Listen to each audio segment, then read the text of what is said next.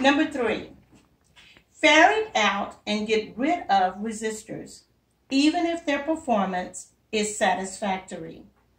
There are people who will absolutely not accept change no matter what. They foster the underground resistance and lower the morale of people who support change. They do not share the same vision of the company. Don't hold on to resistors because of their knowledge, skill, or tenure. Change killers, cut them off early. I'm reminded of the old adage, one bad apple can spoil the whole bunch.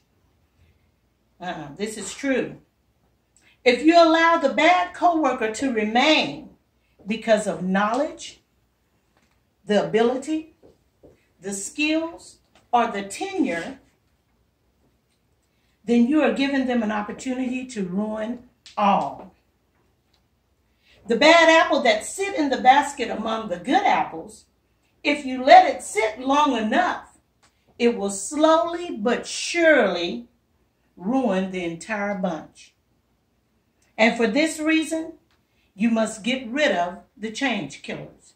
You must get the right people on the right bus in the right seat.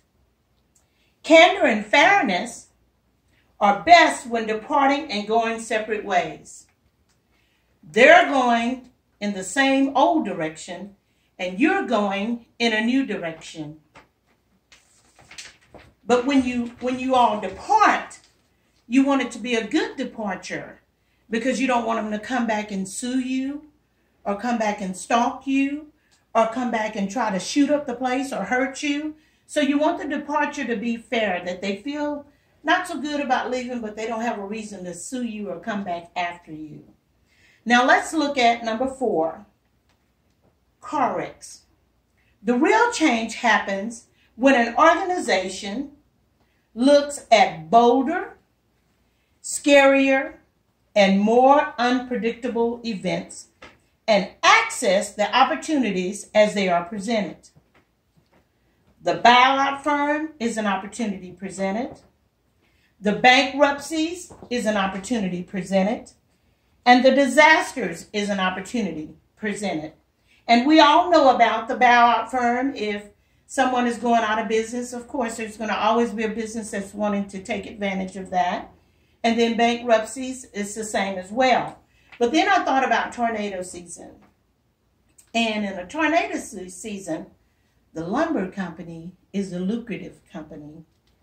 Mostly, you know, there's all avenues when a tornado strikes.